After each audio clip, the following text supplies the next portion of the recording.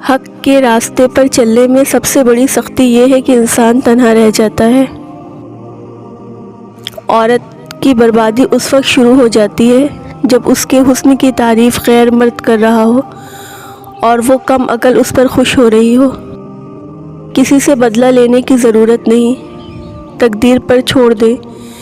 جنہوں نے آپ کے لیے کنواں کھودا ہے وہ خود انشاءاللہ اس میں گریں گے، کیونکہ دنیا مکافات عمل ہے۔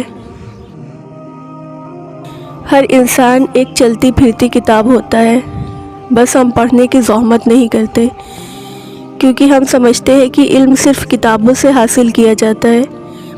حالانکہ زندگی گزارنے کے اصول اسباق تو ہمیں انسانوں اور ان کے رویوں سے ہی ملتے ہیں، اور بعض سبق تو ایسے ملتے ہیں کہ ساری ڈگریاں دھری کی دھری رہ جاتی ہیں۔ یہ اسی کی تقسیم ہے کہ وہ کچھ بن مانگے ہی عطا کر دیتا ہے، اور کچھ کی پکار اسے اتنی پسند ہوتی ہے کہ وہ انہیں بار بار سنتا ہے۔ آپ لوگوں کے معیار پر پورا اترنے کی کوشش میں قبر تک اتر جائیں گے، لیکن افسوس ان کے معیار پر نہیں اتر پائیں گے۔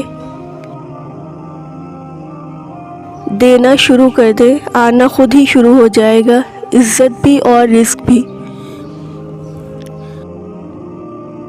خواتین سے بحث میں جیتنے کا صرف ایک طریقہ ہے کہ بحث نہ کریں۔ لفظ سے بھی خراش پڑتی ہے، تبصرہ سوچ کر کیا کیجیے۔ جھوٹ سے برا ہے آدھا سچ، اس سے بہتر ہے چپ رہا کیجیے۔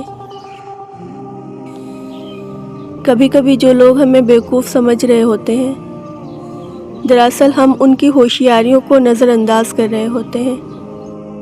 وہ راستے پہلے ہی بنا دیتا ہے، لیکن عطا صرف بہترین وقت پر کرتا ہے۔ سنو پیاری لڑکی، جو مرد بن کر تمہارے والدین سے ہاتھ نہ مانگ سکے تو ایسے شخص کے لیے اپنی دہلیز کبھی پار نہ کرنا۔ امیری میں کیا ہے جو فقیری میں نہیں، دنیا میری نہیں تو دنیا تیری بھی نہیں۔ سیانے کہتے ہیں کہ گھوڑے کے قریب پیچھے سے نہیں جانا چاہیے اور بیل کے قریب سامنے سے نہیں جانا چاہیے، لیکن جاہل کے قریب کسی بھی سمت سے نہیں جانا چاہیے۔ یہ زندگی بھی لڈو کی طرح ہوتی ہے، 6 کی امید میں ایک بھی آ جائے تو بھی چلنا پڑتا ہے۔